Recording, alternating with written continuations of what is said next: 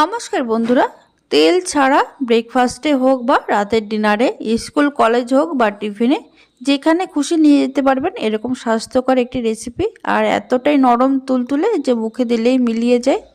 মাত্র 5 মিনিটের মধ্যে তৈরি হয়ে যায় আর খেতে কিন্তু দারুণ। এটা বাদামের চাটনি হোক বা টমেটো চাটনির সঙ্গে খেতে দারুণ লাগে। এই রেসিপিটি বানানোর জন্য দেখুন, একটা বাটিতে নিয়ে নিচ্ছি আমি হাফ কাপ সুজি। এখানে আমি পরিমাণে কম বানাবো, তার জন্য হাফ কাপ নিয়েছি, আপনারা এখানে বেশিও নিতে পারেন। এবার হাফ কাপ সুজির মধ্যে আমি দিয়ে দিচ্ছি 2 টেবিল চামচ টক দই। তারপরে এর মধ্যে দিয়ে দেব হাফ বাটি জল। আমি 2 ভাগে ভাগ করে দিচ্ছি, যেহেতু আমার হাফ বাটি সুজি নিয়েছি তার জন্য আমার পুরো 1 বাটি জল নেব। এখানে আমি দুবার করে হাফ পুরো 1 বাটি জল নিয়েছি আর নিয়েছি 2 টেবিল চামচ টক দই। এবার এটা কিন্তু খুব ভালো করে মিশিয়ে নেব। আর টক দইটা কিন্তু ফ্রিজ থেকে বের করে সঙ্গে সঙ্গে দেবেন না, রুম টেম্পারেচারে আসার পর কিন্তু এটা মেশাবেন।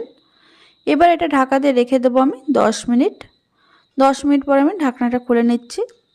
দেখুন, এটা কিন্তু সুজিটা ফুলে কিন্তু অনেকটাই গাঢ় হয়ে গেছে। এবার সুজিটাকে আমি একটা মিক্সিং জারের মধ্যে দিয়ে দিচ্ছি। এটা একটা চটজলদি স্বাস্থ্যকর রেসিপি। বাচ্চাদের টিফিনে এটা আপনারা ঝটপটও বানিয়ে নিতে পারেন। এবার দেখুন, এর মধ্যে দিয়ে দিলাম হাফ টিস্পুন নুন আর দিয়ে দিলাম হাফ টিস্পুন চিনি। তারপরে দিয়ে দেব 1/4 চা চামচ বেকিং সোডা। এবার এটাকে মিক্সিতে কিন্তু খুব ভালো করে পেস্ট করে নিতে হবে।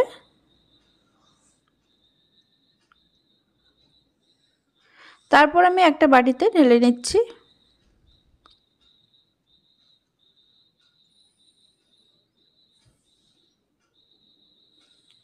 দেখুন, একটা স্মুথ ব্যাটার তৈরি হয়ে গেছে। এবার এগুলোকে তৈরি করার জন্য গ্যাসে একটা ফ্রাই প্যান বসিয়েছি। এগুলো কিন্তু ননস্টিকের তাওয়াতে বা ননস্টিকের কড়াইতে করতে কিন্তু সুবিধা হয়, এক ফোঁটা তেলও লাগে না। দেখুন, 1 হাতা ব্যাটার দিয়ে দিলাম। তাওয়াটাকে খুব ভালো করে গরম করে তারপর একদম লোতে রাখার পর এটা দেওয়ার দেখুন কয়েক সেকেন্ডের মধ্যে কেমন জালিদার হতে শুরু করেছে।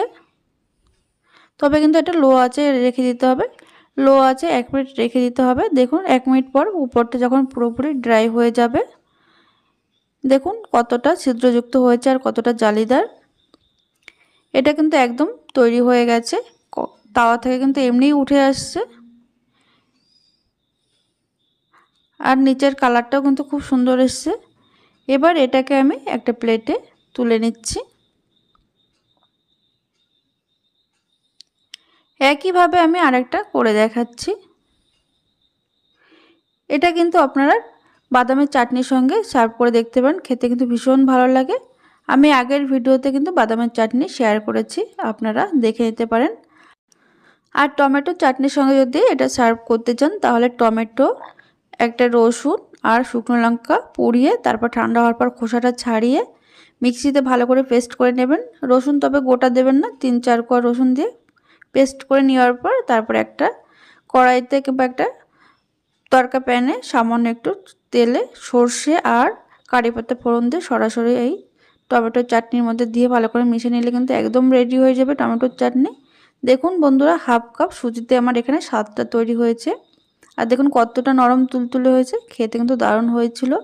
ভিডিওটি ভালো লাগলে লাইক কমেন্ট শেয়ার করতে ভুলবেন না আর অবশ্যই পাশে থাকবেন। ধন্যবাদ।